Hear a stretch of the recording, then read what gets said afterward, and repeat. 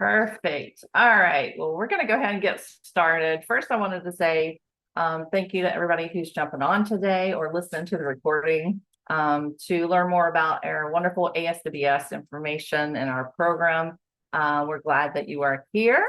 We're going to kind of go through lots of information during this presentation, but if you've got any questions, just hold on to those till the end because maybe I'll answer that as we go, but there will be an option to throw those questions in the chat and we'll get those answered for you.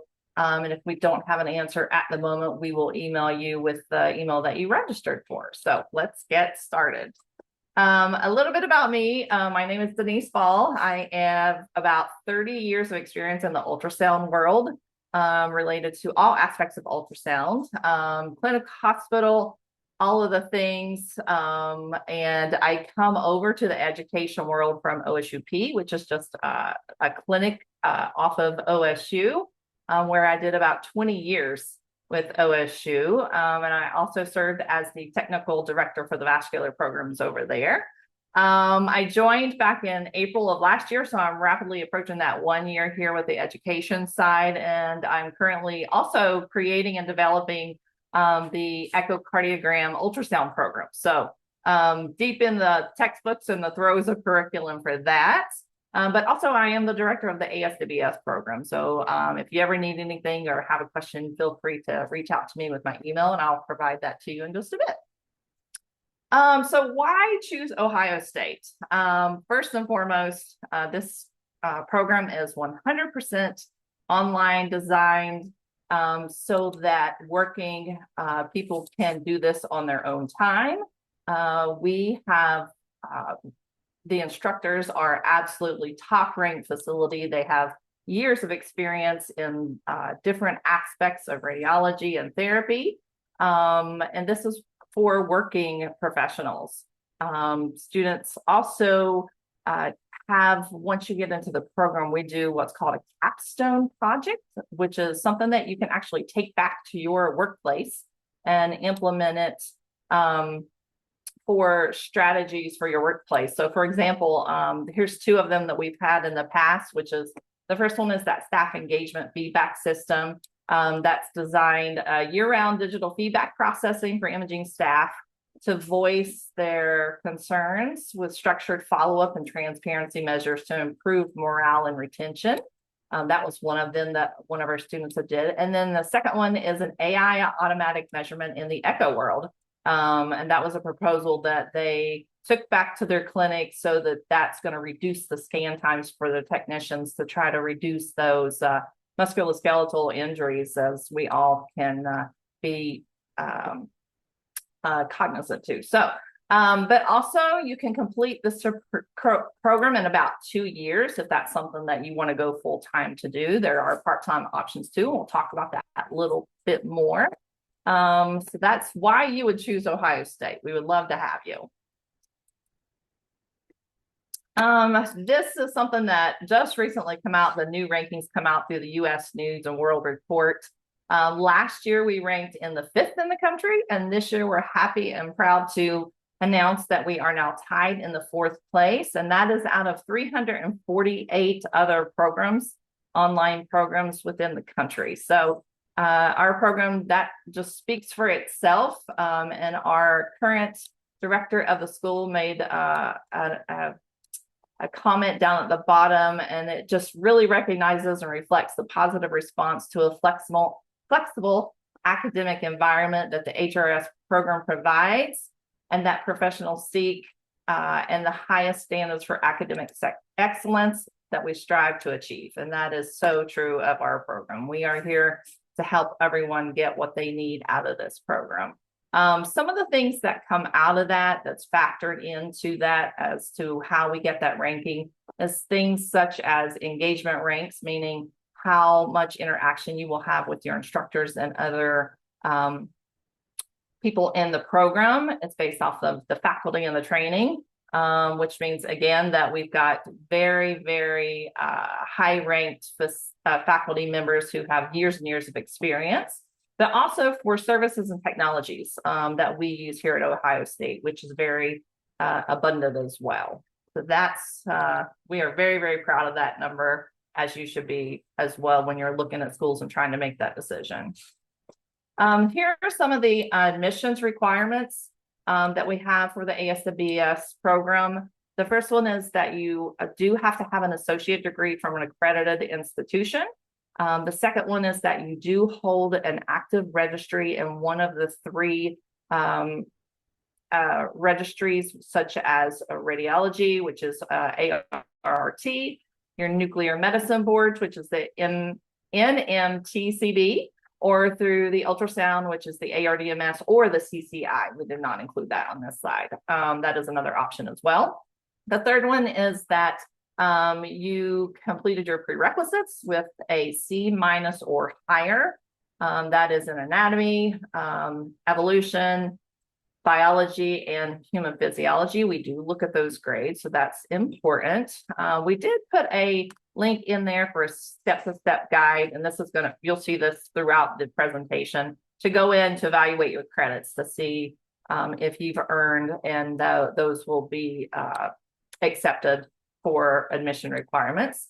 And last but not least, you have to have a minimum overall GPA of 2.5 to be accepted into our program as well. So to get your bachelor's degree of science, there are some requirements through the Ohio State. The minimum of 120 total credit hours. And with that being said, 30 of those 120 have to be completed here with Ohio State. That is the first requirement. The second one is that you have to be enrolled in an HRS course, or say a GE course. You have to be enrolled that semester before graduation. That is the second one. And the third one, again, we just kind of spoke of it. It's you have to continue to have that GPA of at least 2.5 on all the coursework completed at Ohio State, as well as in the courses that are within the HRS program. So then we do have some GE requirements. And if you have gone to another school and already have your AS, you may have some of these already. Again, we'll give you the link to go in to look at that, or we recommend you speaking with one of our enrollment advisors. But there are three categories that you have to have these GE credit hours. The first one is foundation courses. That's about 22 to 25 credits. The second one is our theme courses, and that's about 8 to 12 credit hours. And then that third one is a GE Connection seminar course. So those are the three GE requirements that we do have set for us here from Ohio State. Meeting those GE requirements, there are a number of those that is really dependent on you and according to how much you have done in the past. So individuals entering the Ohio State, having completed an Associates of Arts or Associates of Science degree from a regionally accredited, that's a big word there, institution, or the Ohio Transfer 36 before their first degree seeking term will have specific requirements that will be marked as satisfied, including those bookend courses. Again, there's that link. If you have any questions regarding those transfer credits, please reach out to those guys. But I wanted to kind of touch base on those Ohio Transfer 36. Basically, that is a set of 36 semester hours of general education coursework that guarantees transfer credit among Ohio public colleges and universities. So I just want to kind of reiterate what that really stood for. So again, reach out to those, check that link out. That'll take you over to what's called Transferology, and you can put your courses in to see if those will transfer over to Ohio State. Here is the curriculum and some of the courses that you will see within our program, within the ASWBS program. These are not all of the courses that you will be required to have. So you can't just look at this list and say, I just have to take these and then I'm going to be good. You may have some GE courses that you may have to finish up at Ohio State if those do not transfer over. So we wanted to reiterate that. But here are some of them. You'll see pathology, you'll see quality management, you'll see quality improvement, managerial skills. So that's a lot of what this program is. It's getting you those leadership skills and those management quality improvement skills to get you into that next step of your career. I do want to mention that we do have a link there that we do have a curriculum guide for full-time students. With that link, you can use that to go take a look at that. It breaks the classes down into semesters and what we recommend you doing, and it also gives you some spots for your GE classes. But again, it's just according to if you're wanting to do full-time or part-time. However, we do want to reiterate that some of these classes are what we call lockstep classes, or they are in a specific sequence. And some of these are only offered during certain semesters. So we want to be, very clear that you need to pay attention and speak to your advisor on when your starting semester would be. Because again, if you start in the spring, you may need that course that's offered in the fall, and you may have to wait another year to get back to that to get that taken care of. So hopefully that makes sense. It's just stair step. You have to do one in order to do the other. And again, some of those are just offered during certain semesters. Here is some career outlook for your ASWS degree. I know everybody's saying, well, what will this get me if I do take the time to do this? How is this going to improve my career, and what does that look like in the future? Well, it's actually going to open several doors for you. The first one is some leadership roles. You could get some potential to be a lead tech or supervise, such as managerial roles. There's also a lot of larger hospitals that are creating those quality management and quality improvement roles as well. That's some options for you. It may even lead some doors opening for you to do teaching or research if that's something that you enjoy doing. So that's the second one. The third one is sales and clinical application support. That could be sales of your equipment that you are really familiar with. You know it inside and out. You'd be a great fit for that. Even clinical applications. That's basically when a brand sells a machine to someone. You go in and teach the new staff on how to use that equipment. And then also designing and usability with the manufacturers. A lot of these manufacturers are looking for techs who have experience. They know these machines inside and out, right? So that can open doors to getting those types of roles as well. And the fourth one is just a pathway to advance your degree. So for example, if you're thinking you may want to get your master's, you want to move on to your PhD or your MD, this is your next step, right? Is to get your bachelor's degree. So regarding your master's degree requirements, those are for your healthcare administration, education, or your science. And this is the next step for you to get into those roles. One of the big questions we get is, what about tuition? Well, we have this great calculator on the website. There's a link there. We created a QR code for you to check out later. And basically what this does is you go in, you tell it which program you're doing, whether or not you want to do full-time or part-time, if you're an Ohio resident, and then calculate that. And it's going to give you all the fees and give you a rough idea of what it will cost you. Hopefully, if you're here and you're thinking about it, you've reached out to your HR resources to check to see what kind of benefits you have through your workplace, and then go into this calculator to give you an idea of what that looks for. All right. And here's our academic calendar. We do have what's called a rolling admissions, which means that we admit at the start of the beginning of each term. So you're able to apply beforehand and get admitted to either autumn, spring, or summer. So for example, for autumn, this upcoming autumn of 2026, our deadline is May 1st for the application. And that means you're going to start on August the 25th of 2026. Spring, the admission application date is October 1. And for the summer, the application deadline is February 1st. So if you are ready to take those next steps, we highly encourage you, if you haven't already done so, to reach out to one of our academic enrollment advisors. There's a link there for you that'll get you right in touch to those. Again, if you're thinking that you want to start for the autumn, that deadline is May 1st to start classes on autumn 25th. But I also threw some things on this slide to kind of give you some things to go ahead and start working on if you're thinking you want to do autumn, because these are part of the application that you'll be required to submit these materials. Those are your transcripts from any and every college that you've earned credits at. We're going to need proof of your license and your certificates, as well as your diploma. You're also going to need 3 references, and we highly recommend that you do a personal reference, a professional reference, which is just addressing your clinical experience and what you've done at your workplace, as well as an academic one. That is going to be part of that application. And the last one is going to be a personal statement. That's just describing yourself and why you're applying to this program, why you're trying to extend your career and your education. We want to know what you think about that and your future plans and what you plan to do with those career goals.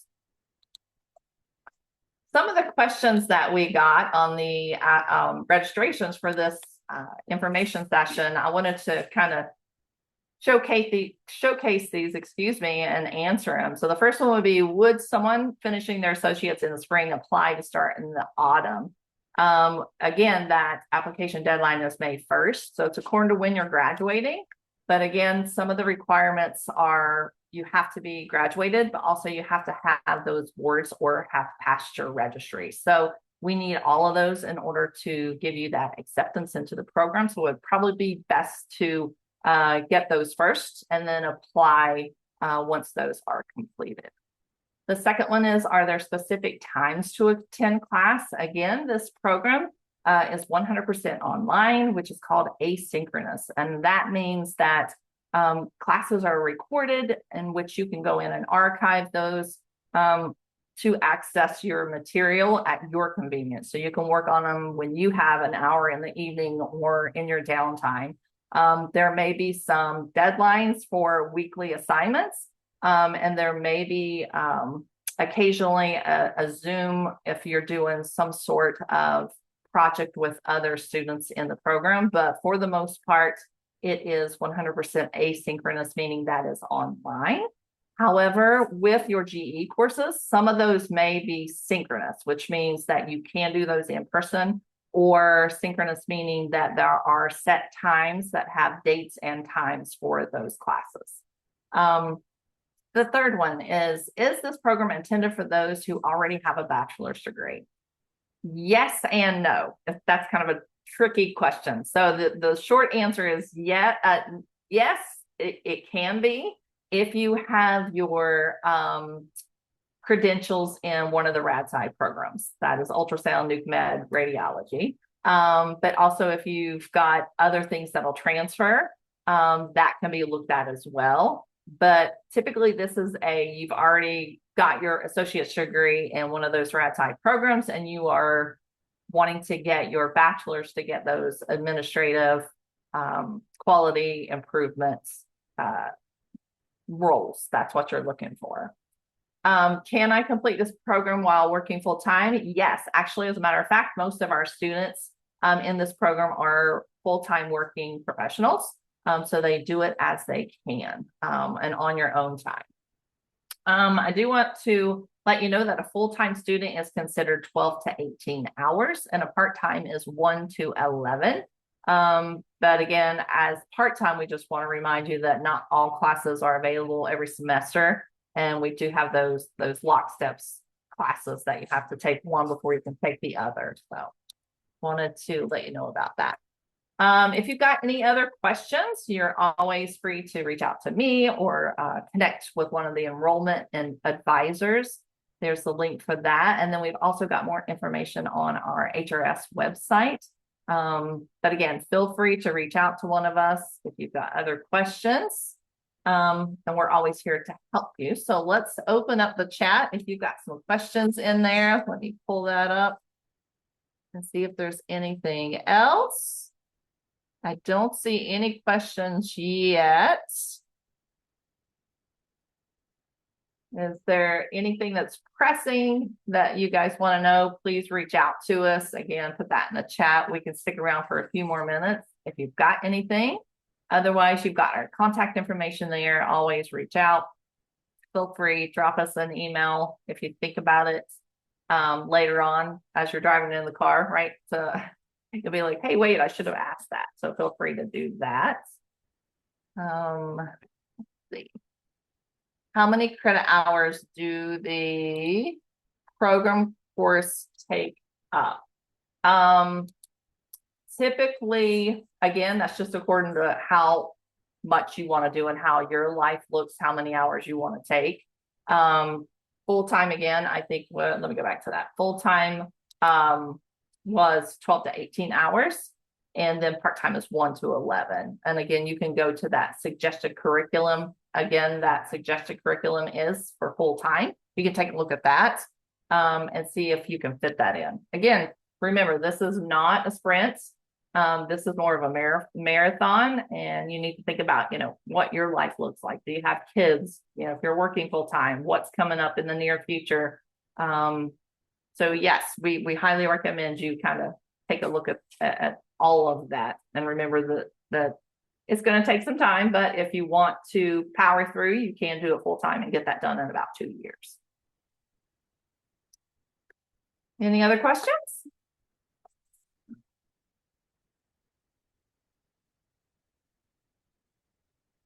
Nicole has been so kind to drop all of the links there in the chats with my email. So if there's any other questions that you think about later, again,